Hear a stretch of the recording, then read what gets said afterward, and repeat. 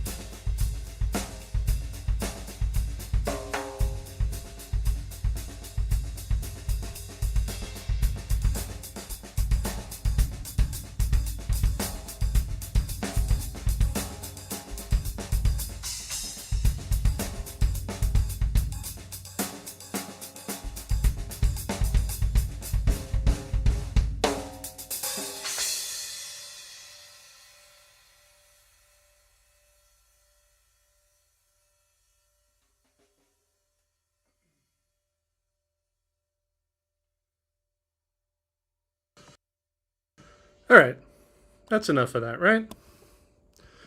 I feel like we had a good thing going there, but a lot of times I just go too long, and I wanted to find a spot and kind of shut it down, kind of preserve what's there. I felt like we got some traction. I felt like for the most part I was like playing what I wanted to play, which is kind of surprising sometimes. A lot of times I feel like, during the improvisation process, there's what you're playing now and what you have to play next. And in between there's a little bit of time for you to make that decision. Like, I'm listening to myself and I'm like, what am I going to do as a result of what I'm doing right now? And I feel like sometimes I have more time. Like I'm in control so much that it's like, all right, I know what I'm doing next. Other times it's like, I'm just barely able to do what I'm doing now, much less have the buffer time to think about what's next. It's interesting, That's like, that's all tied together, like the physical part of it, the mental part of it, and like, it's just, I'm just fascinated by that process, I'm just fascinated by that process. So what's up, folks? My name is Steve Holmes. We're streaming live from Los Angeles. Thanks for hanging out. Let's see what folks are saying. Got some new glasses here today, so the progressive lens. For those of you that don't know what progressive lenses are, it's like the magnification at the top is different from the magnification at the bottom. I just learned about this myself, and they're not bifocal. It's not like two different lenses. It's like one lens and it kind of blends like from one to the other for distance and for close. And I feel like I'm still getting used to, like, I have to tilt my head to find the right magnification. It's crazy. Oh man. Okay. So Julian. Oh no, Joshua. Joshua on YouTube says, good to be here. Thanks for hanging out, Josh. Let's make sure the talkie mic is on. Yes, we're good. Okay. Joshua Endleash on YouTube. Endleash says, good to be here. Thanks for hanging out, Josh. Ryan Cox on YouTube says, the stack sounds tasty. While I was playing, I was kind of like, man, I'm always worried about, like, oh, the mic's on. Did I leave the talkie mic on? And so I kind of stopped for a second and looked.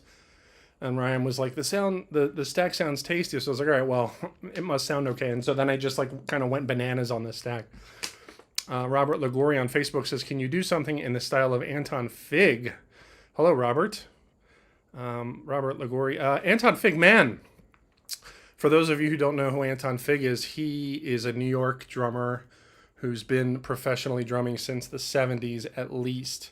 And he's best known for being on The Late Show with David Letterman for a long time. He was not the first drummer in that band.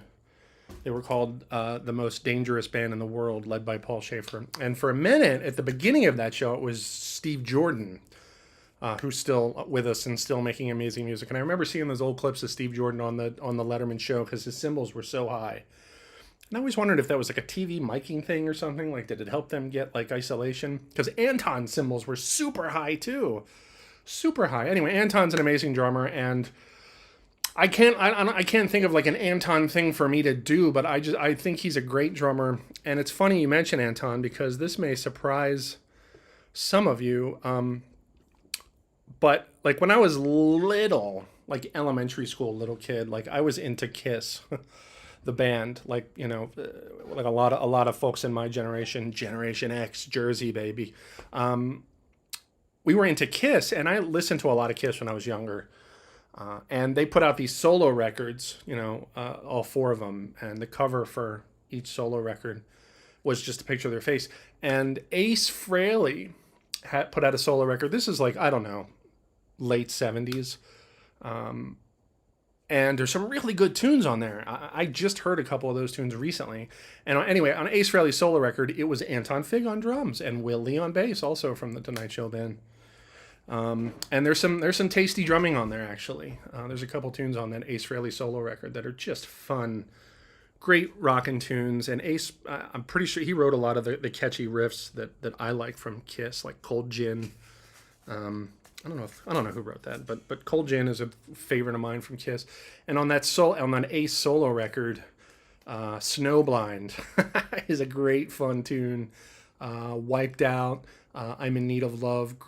Just great rock tunes, man. I mean, the production, like by today's standards, is like, it's pretty bad, but like it kind of doesn't matter. I love listening to those tunes. I rock out in the car big time with that Ace Frehley solo record. So yeah, super much respect and love for Anton Fig. Would love to have a conversation with that guy, interview him. Let's see who else we got on YouTube. Man, these glasses are killing me. Very nice stuff, dude. Thank you very much. Normalized Audio, back for more on YouTube. Normalized Audio is a regular here. Pride Heart Rainbow Philly. Okay. Let's see what else we got. What else is people saying? James on YouTube says, I've been following you a few years, Steve, and you're an amazing musician, dude. You're definitely infected by the God, as Neil Peart would say. Wow, that's a very high compliment, James. Thank you very much. Let's see. Pat Jean on Facebook says, nice playing, Steve. Thank you very much, Pat. Yeah, we had fun. Normalized Audio says 16ths on one hand. Yes, you heard me. 16ths on one hand. Fun stuff. I don't know how long I can keep that going, but we could talk about that if you want. Yeah, let's get the sweat off of these glasses. I should go get my other glasses, actually. My computer glasses. It was silly for me not to get them. That's a little better. Okay, let's see. On horn, we play a chromatic scale. All right. Yeah, Normalized Audio, you get your own thing going on there. We'll just let you. Bobby Vincent. Hey, Steve. Good to make it. Bobby Vincent, what is up? Long time. Bobby constantly comes to the streams. Let's see. Ryan Sergio on Facebook. Hey, Steve. Have you played the China Recording Custom? People keep asking me about these, like the Recording Customs from China. I have not. I would bet that they sound great. I mean, I love Yamaha drums. I'm a Yamaha artist. These are the Yamaha PHX drums. These are the best sounding drums in the world, in my opinion.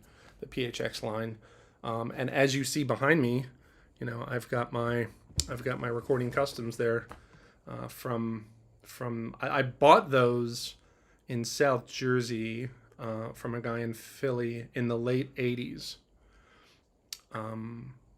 And replaced a lot of those drums actually with other ones over the years. So, but yeah, there's a stream on my channel for folks that are enjoying this content and aren't subscribed. Please go to my YouTube channel and subscribe. Trying to get that subscriber count up. We just passed like 24,000, 23,000, 23,000. We just passed 23,700. So we're catching up to 24,000. Let's get there.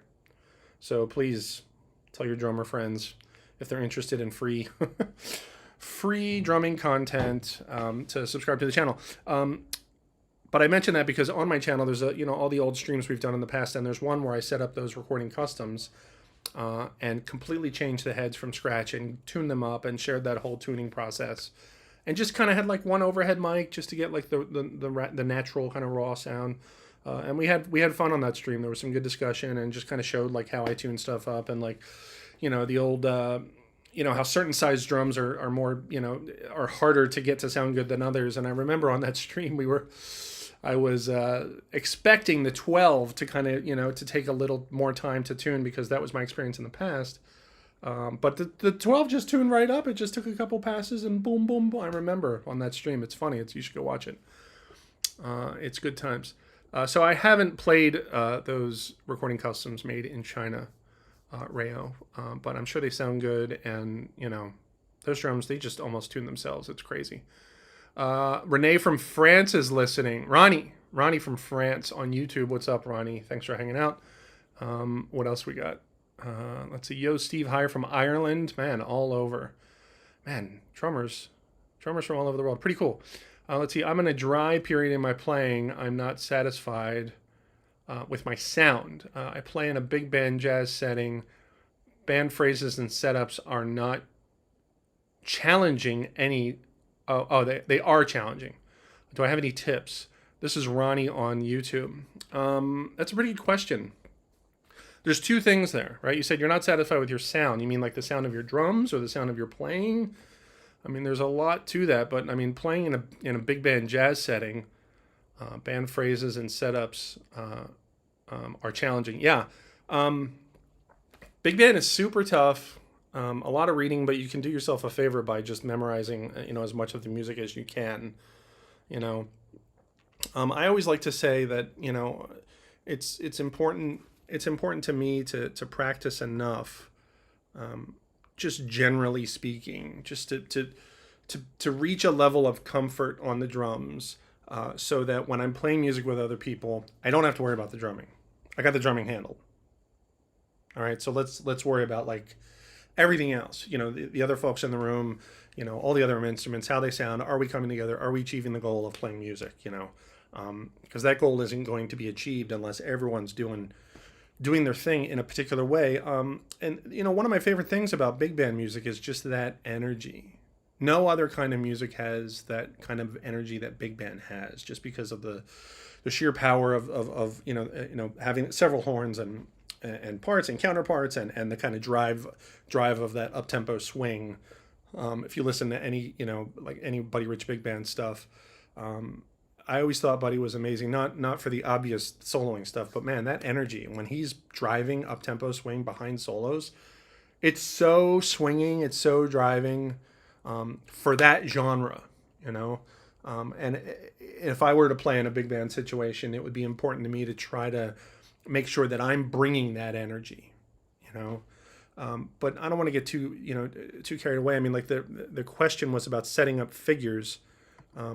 My limited knowledge about big band drumming is, knowing the difference between section figures and ensemble figures.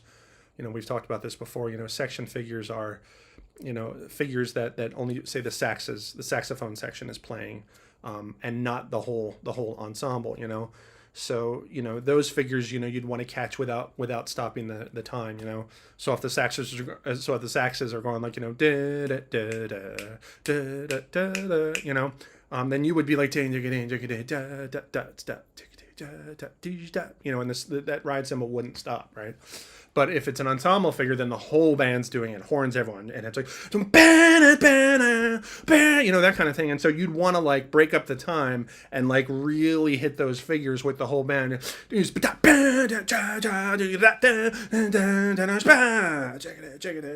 sure that time's going. And so you want to support the ensemble figures with the whole kit. And the section figures is kind of like while you're playing time, right? This is, again, my minimal knowledge. I have very, very little experience doing this. So all of this with a grain of salt. In terms of setting up, I mean, you just got to take it figure by figure. What we mean when we're talking about setting up a figure, it's like traditionally the drums would play kind of a fill, that kind of kicks off the figure. So the figure that I sang,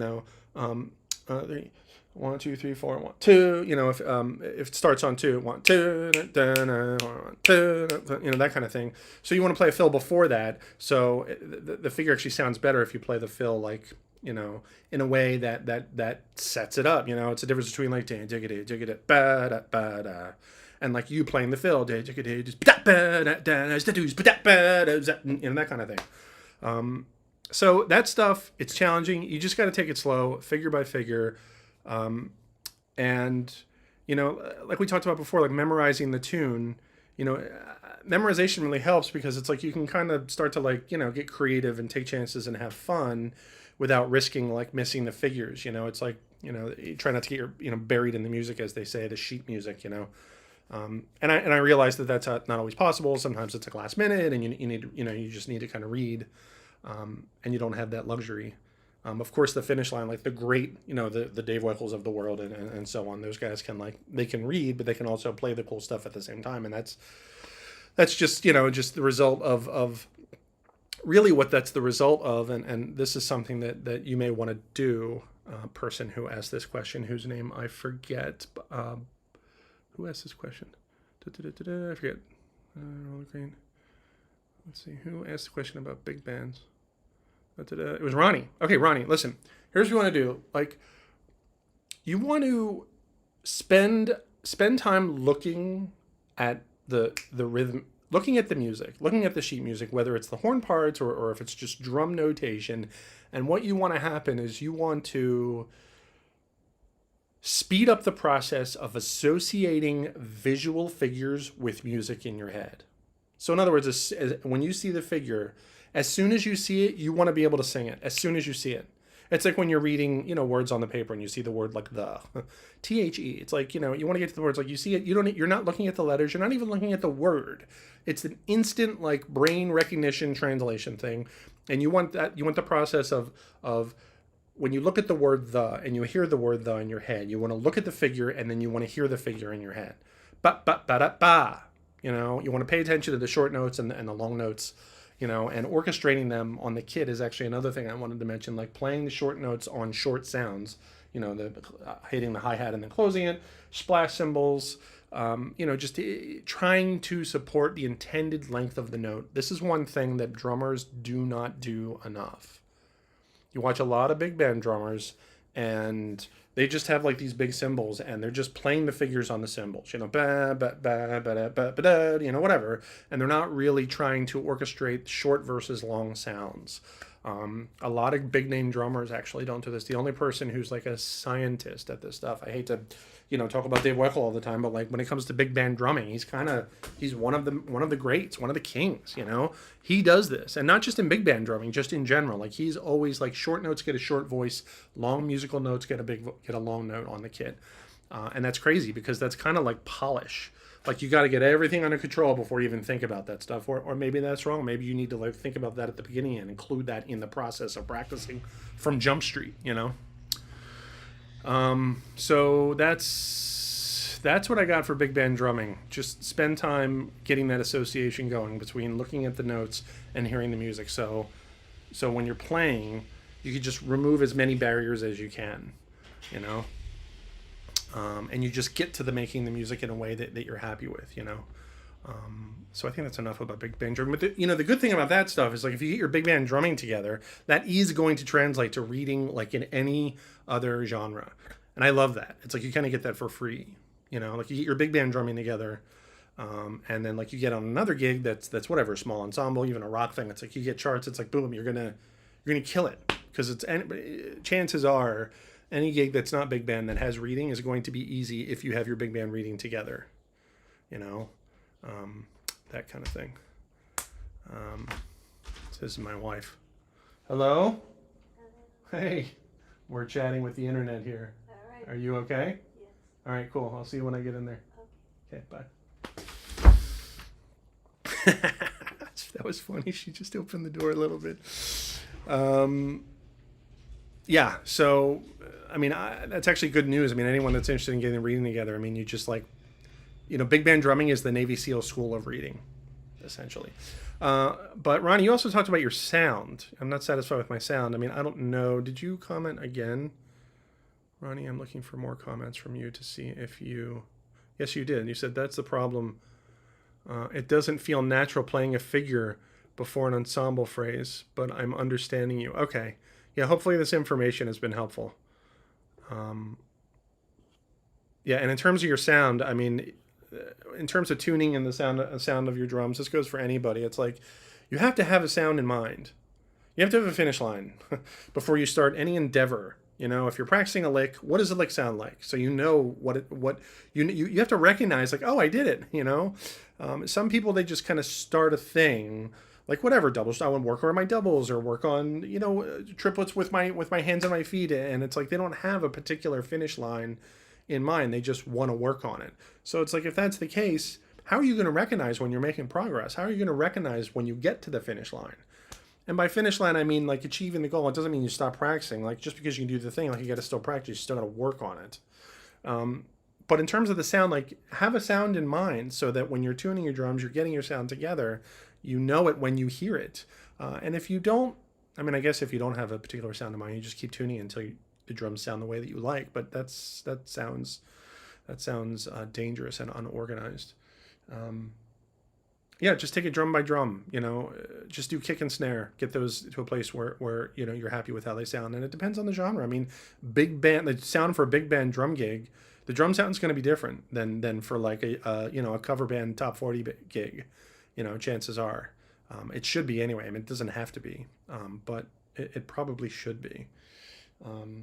And so if you're not sure where to start, then find records that you like the way they sound. I like the drum sound of this and that, and try to get the drums to sound that way. I mean, there's really not much mystery to tuning.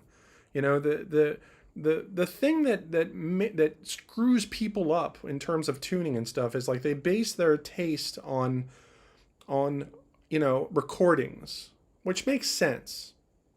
Of course it makes sense. I have recordings and I love how they sound, but here's the point. Acoustic drums that you're sitting behind are never going to sound like a recording. You have to recognize what acoustic drums sound like when they're tuned in a way that you like or in a way that's good. It's like these drums, I've got them dialed in pretty well through my EQ and my compressors and whatever else I'm doing.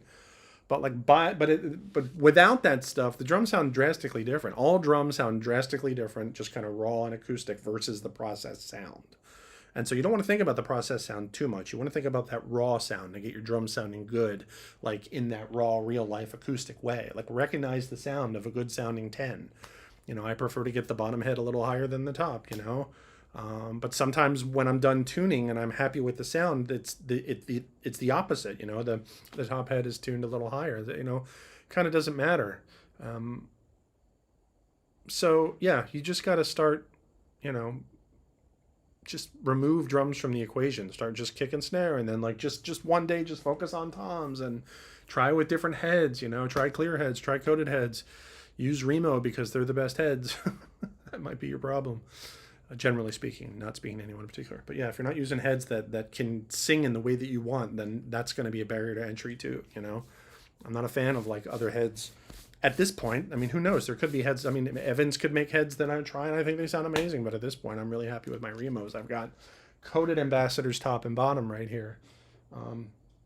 And, I'm a weekend warrior at this point. I'm just drumming on weekends, if that, And so the Ambassadors, they go pretty quick. So if you're gigging all the time, you might be better off with coated Ambassadors, which also sound great. Okay, so Ronnie, I hope that was helpful. Let's see. Joker on drums on YouTube says, yes, please, more 16ths on the left hand. I hear some of the style of Keith Carlock in the end of your drum song. Maybe not correct. I mean, Keith is a successful drummer, and his thing is definitely like a left hand, left hand 16th kind of thing. Keith tends to keep the 16ths going. So he plays a lot of times he'll play in a non-linear fashion, which means that he's overlapping notes. And particularly the snare and the kick drum. And I don't like to do that. I don't like how that sounds, frankly. Just if anyone does it, this isn't a dig against Keith. I mean, Keith is amazing and hugely successful, and anyone that makes a living playing drums and gets like the Steely Dan gig is like obviously amazing. But like the da-da-da-da-da-da-da-dos, like with the bass drum underneath of it kind of thing, that's his thing. And I'll tend to separate the bass drum and the snare drum in kind of a linear thing, which means just one note at a time. Between the kick and snare, the ride cymbal tends to never stop. That I'll stack my ride cymbal notes with kick and with snare and with everything else. But the kick and snare tend to be kind of mutually exclusive. Most of the time, not all the time.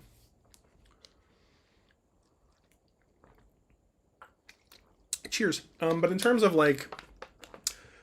16 notes with one hand, it would be hard for me to talk about here's how you do it with match grip. You just got to get yourself familiar with all the different techniques that are available and the different kind of motors of your hand. I like to call them fingers, wrist, and arm. You want to pay attention to all three of them. You want to work on all three of them. You want to get them all you want them all to get to the point where they're all contributing, because if you just have wrist and arm, you could be doing 16 notes at a lower volume, like if you brought in your fingers. So it's like you're just doing yourself a disservice if you're not working on all three of those and not paying attention to all three of those. And if you work on all three independently, I'm never at a point where I'm like, oh, it's time to use fingers. Oh, it's time to use wrist. Or, oh, I better bring in I'm not thinking about any of that. What happens is you get to a place where you have a musical intention and your body does it. you know, and I can guarantee almost everyone watching right now is already doing that to some degree, right? You hear a thing in your head and you just do it, right? And so sometimes, you know, and then you get to something that's a little more challenging, a little more tough, something that maybe you can't do as well, and that's when, like, you know, the wheels start to come off, if you will. But let me just do some left hand 16th stuff, and let me see if I can stumble on to, you know, some tips that I can talk about, you know, just in playing. So stand by for a second.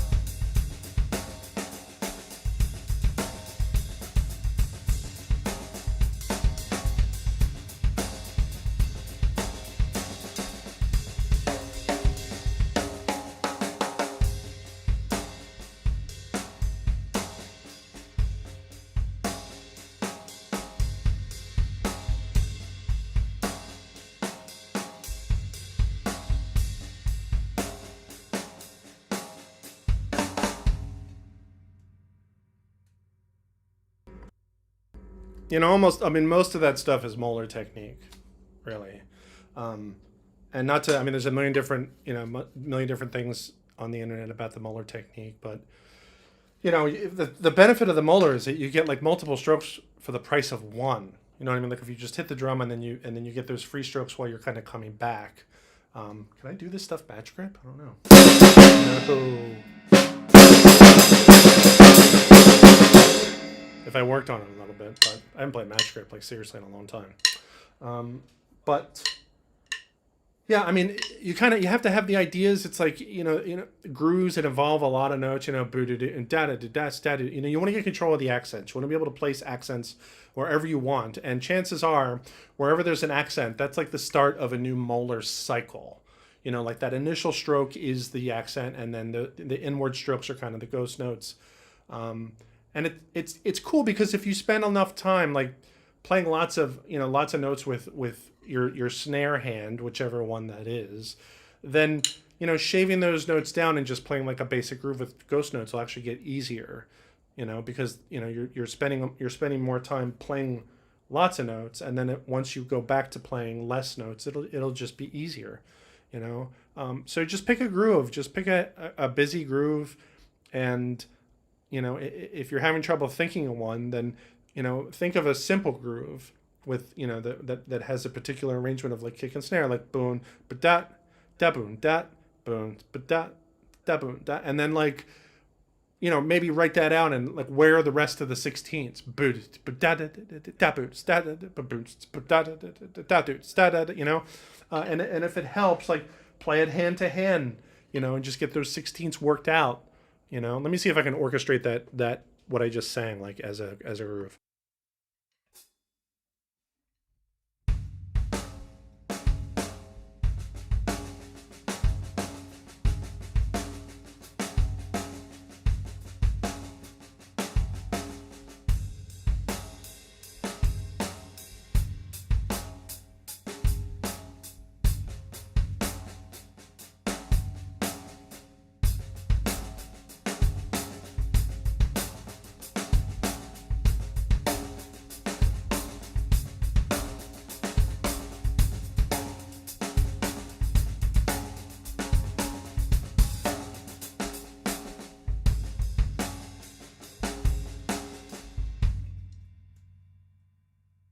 Now, see what's happening there is like if I was practicing that, if I was like working on that groove, then right there I noticed that the second half of the groove, there's a stumble happening there, like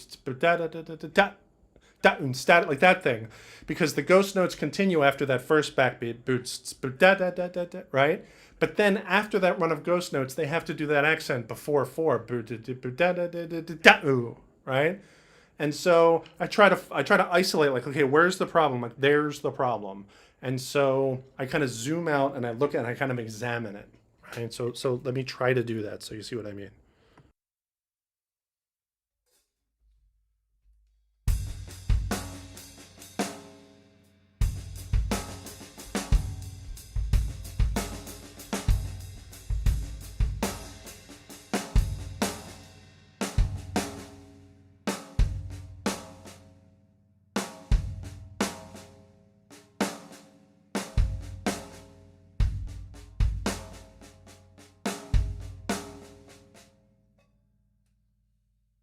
Something else worth mentioning is I'm opening my hand up on that accent, you know, like the fulcrum stays the same, right?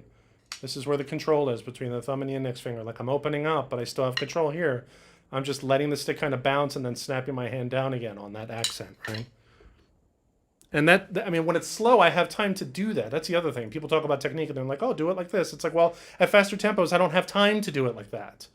So the technique may change depending upon how much time you have to do the technique, right?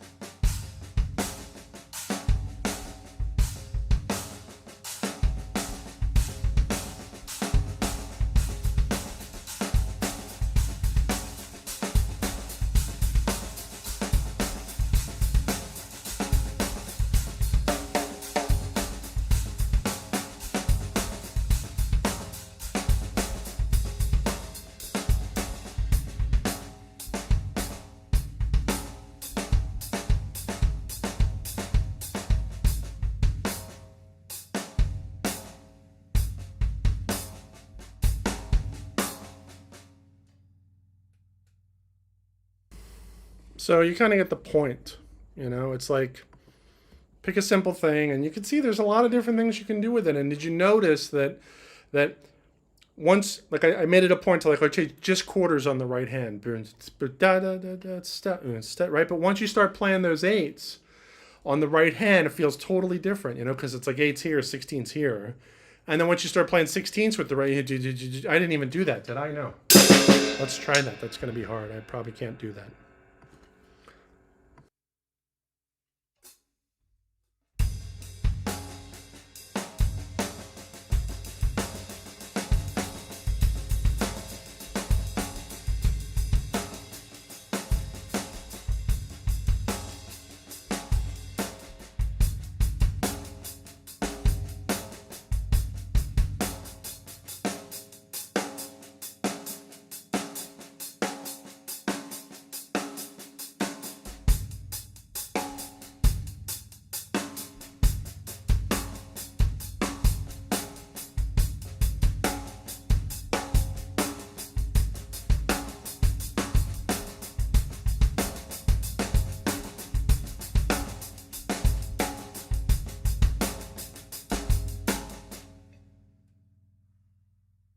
Yeah, see, it's hard to play the 16th the whole time with my left hand.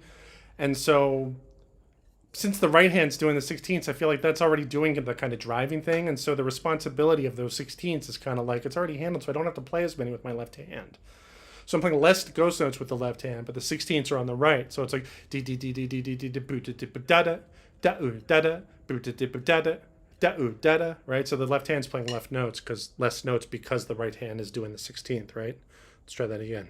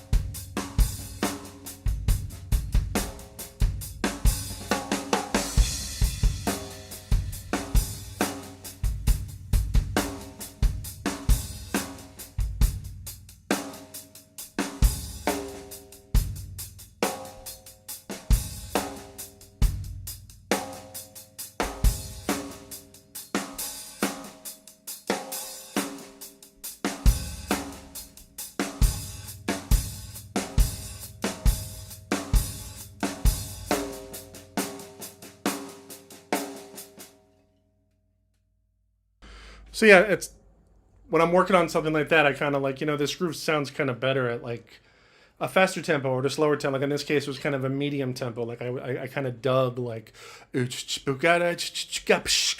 thought that sounded kind of cool. Something else worth mentioning really quick since we're kind of on this topic is like, I find it helpful to like when you're working on right hand 16th notes to just kind of use that as an ostinato, like a pattern that just keeps going. And I kind of practice the left hand playing sixteenths and doing various accents. Boom.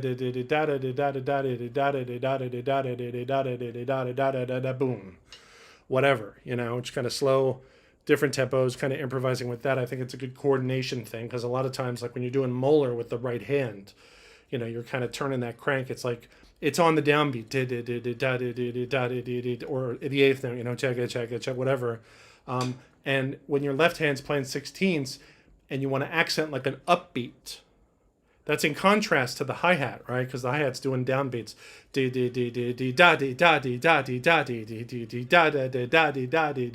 Like that kind of thing. It's like the right hand accent and the left hand accent, they're in completely different places. They're not together, and so that could be challenging. So let me show you what I mean with that.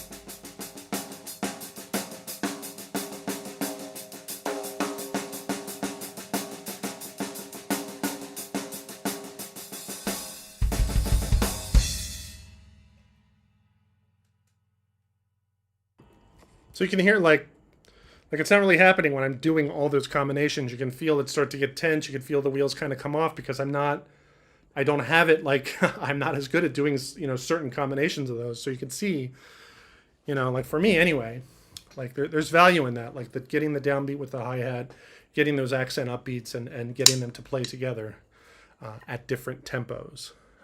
Super fun, super cool, great coordination exercise, great for like just getting the molar just going, just getting the hands moving. I don't know. Hopefully someone out there finds this stuff valuable. My name's Steve Holmes. Thanks for hanging out, folks. We're reading comments. We're asking questions. We're streaming live from Los Angeles. Let's see what else folks are saying. Normalized audio. They say that there are ways to fake the one hand 16. Sure. I mean, I guess there's more than one way to do a thing. Obviously. I mean, there's the alternating finger of anything. I've never seen anyone else do that. Like literally alternating fingers. Like it's nuts. I always thought that was a super cool Vinny thing. Hi from Portland, Victoria. Let's see. Hi from Portland, Victoria, Australia, says RJ on YouTube. Okay. Is that more than one place? I don't know. Maybe I'm just being ignorant. Let's see. Joe Paradiddle on YouTube says, can you explain your hi-hat foot technique when your foot is moving on all eights, but accenting or splashing on quarters? Yeah, left foot technique on the hi-hat. It's a thing, eh? Yeah, I can try I can try to point the camera down at my foot and just kind of show you like what I'm doing. I don't have a foot cam. This is something that we joke about on here because occasionally people ask for a foot cam and most people are like, no. If I had 1,000,000 cameras and I could just dedicate one to the foot, I would probably, but I don't. I only have 2 cameras, and so I can't like waste one on the foot. But let me see if we can. What is this? Can we lower this thing maybe? If something comes unplugged or we stop streaming abruptly, I apologize. Let's see if we can. Can we lower this? Let's see. We're messing with hardware here. This is the quality content I know you all came for. Steve, I particularly enjoyed when you were lowering stands. All right, here we go. That's about as low as it'll go. Can this go? There we go. Foot cam, yay! All right, so I'll play a little bit of a groove and I'll just show you like what my foot's doing. I'll try to vary it up. I do have different intentions. It's like checking the hi-hat, splashing the hi-hat. Mostly I'm doing quarter notes, splashing the quarter notes. Sometimes I'll start doing eighth notes. I should warn you that like my foot looks goofy the way it stomps on the hi-hat. It is not something I worked a lot on. It is something that just kind of naturally happened over time, and I just kind of went with it and I just kind of maintained it. So my foot kind of slides off the pedal. It comes down low on the pedal. Like I'll just shut up and show you, okay? So here's that. Can we do like a multicam so you can see one side? We do this and this and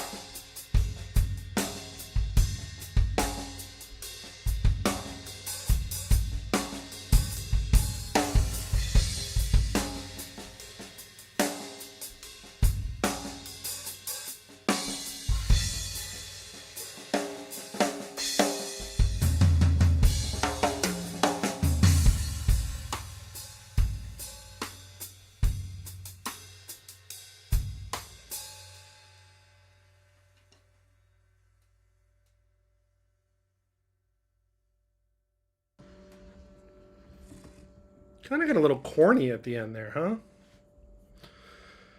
Did it get corny? I feel like maybe it got corny. That's my other monitor that I never use, by the way.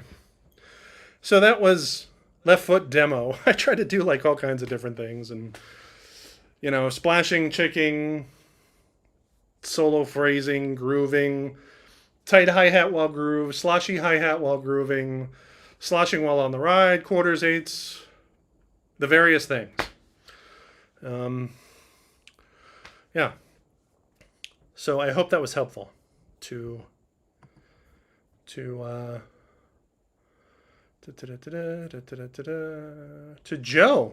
Joe Paradiddle on YouTube asked about the left foot. Joe, we did a foot cam just for you. So if folks are interested in supporting the channel financially, I don't have a Patreon or anything, but we are certainly open to support financially on YouTube. There should be a super button or a thank you button. One can make a donation that way, or a thank you, or whatever you want to call it. It goes to the Drum Room Fund. It helps us buy new drum gear and continue this ongoing process. Otherwise, I'm at steveholmes@gmail.com on PayPal. If anyone wants to say thanks with a cha-ching, we won't say no to that. Let's see. Next question. R3, B3, R3. R3, yes, says hello. We mentioned that already. Have you heard of the Walter Grossman Big Band Drumming Book? Says Benedict on YouTube. I have not. I have not heard of it. Let's see. Dirk Lorenz Matheson. Hi, glad to catch the stream once again. Dirk, thanks for hanging out on YouTube. Let's see. Tony Mortillaro. Hi from Redondo Beach. Love your playing, and thanks for all the great content. Tony, living the life in Redondo Beach. Man, it's beautiful there. I used to have a relative that lived there, and the time I spent there, I recall it being just gorgeous. Let's see. Dirk says playing drums in a big band is the best. Man, there's nothing like it, eh? Should get some big band play-alongs and do them here. Like, what's his name? That young drummer. That's really good. He's, trying to do like the buddy thing and whatever, and he plays all different styles, but he does like the big band thing, and he's great. But he's got that energy, man, that big band energy.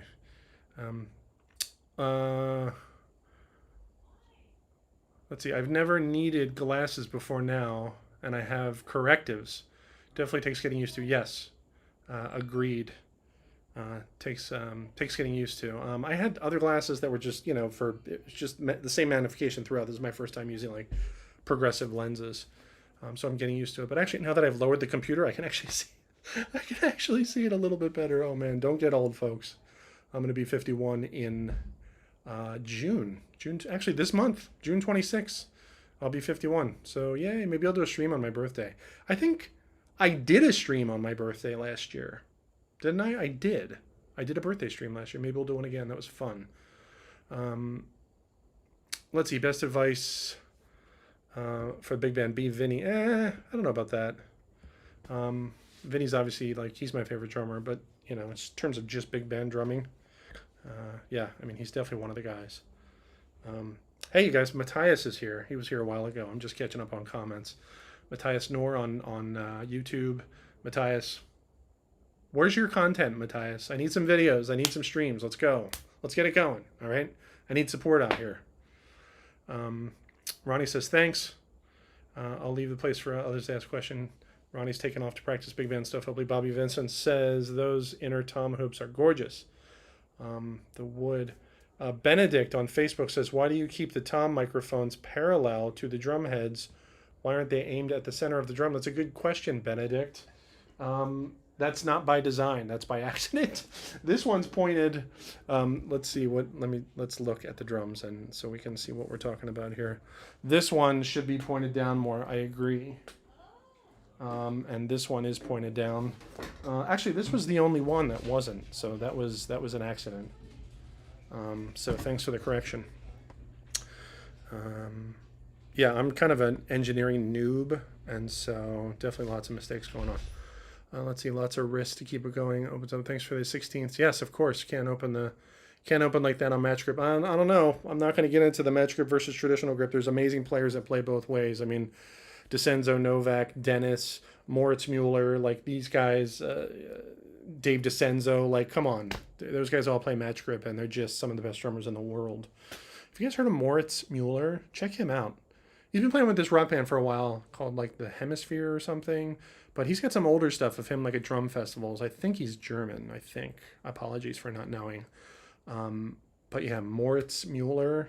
Whoo, man, he's such a good drummer. Let's see. So it says, hey Steve, any advice for keeping the comping interesting in super fast tempos like jazz? Oh, jazz comping. Yes, I don't have any advice. I'm not very good at like super fast jazz comping, and there isn't a lot of time, to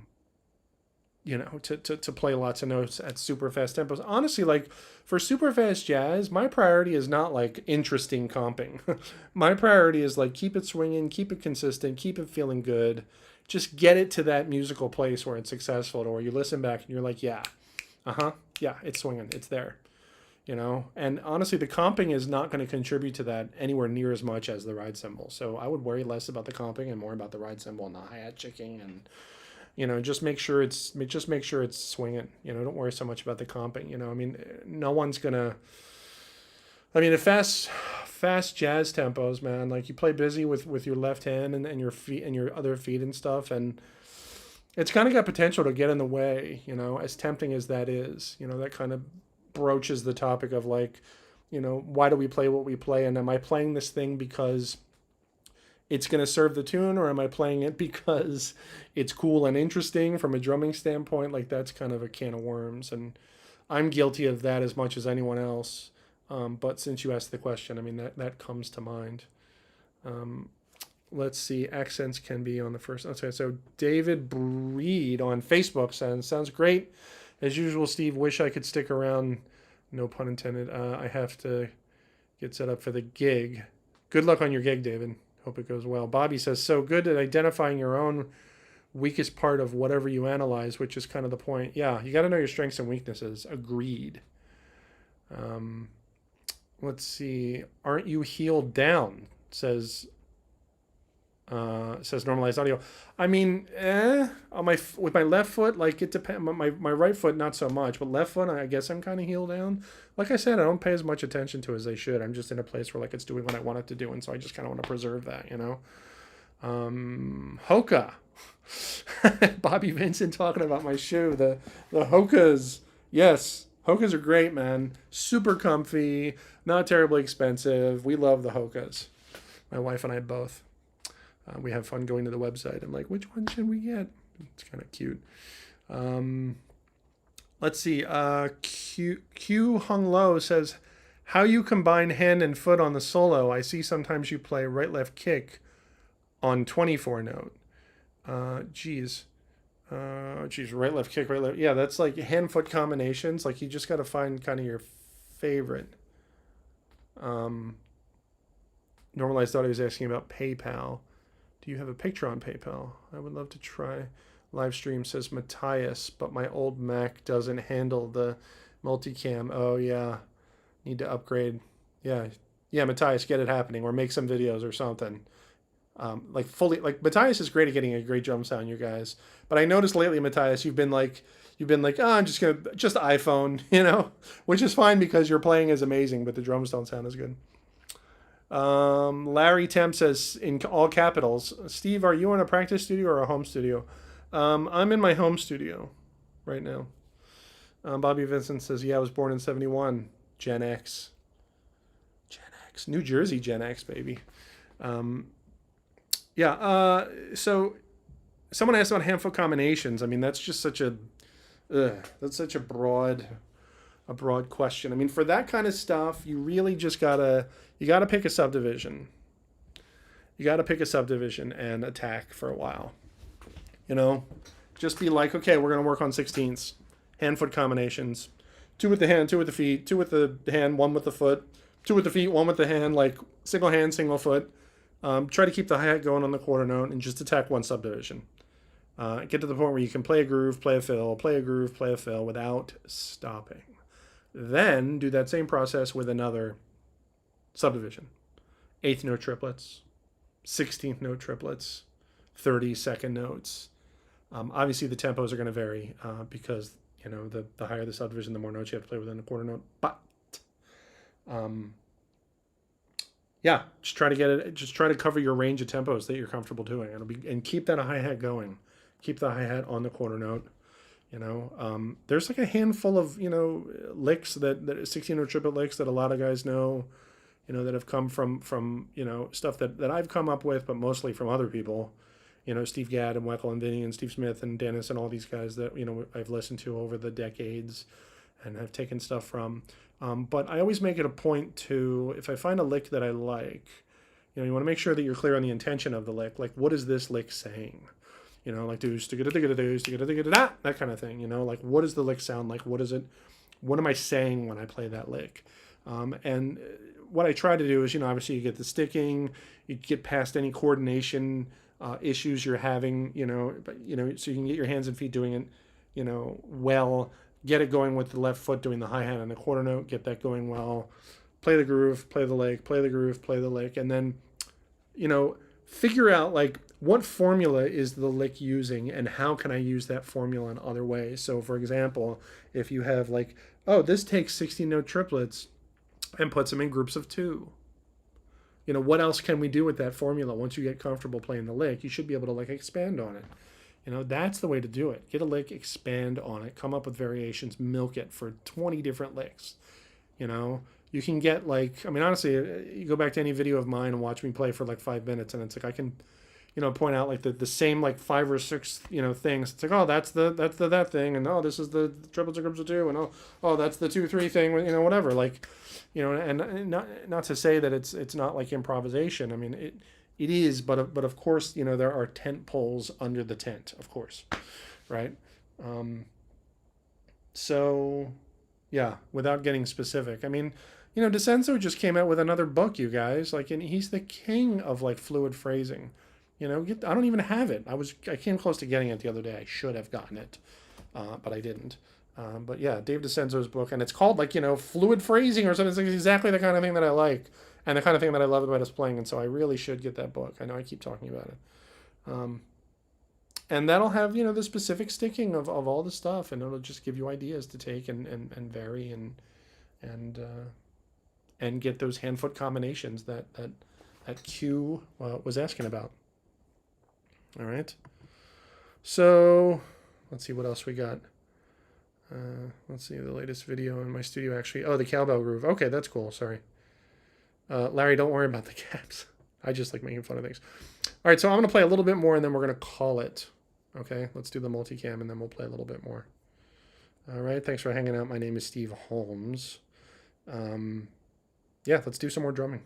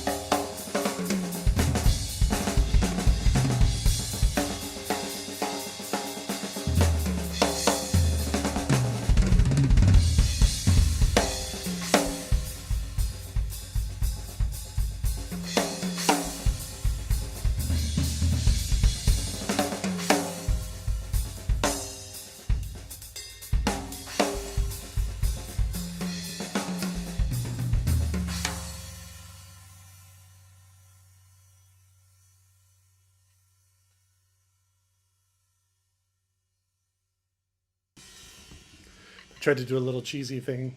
Little theme there at the end. Buchda. Buchda. Funny, I'm repeating a lot of themes these days.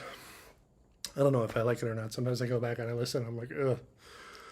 Anyways, thanks for hanging out. This is super fun, you guys. My name's Steve Holmes. We're streaming live from Los Angeles. Thanks for the questions. Thanks for the comments. Please subscribe to my channel. Check out my YouTube channel. All the streams from the past are on there. Some of them actually in the summary have clickable topics. So it makes it easy to find, like, hey, what did you talk about that day? And that kind of thing. All right. Thanks for hanging out. This was super fun. We'll see you next time. Cheers.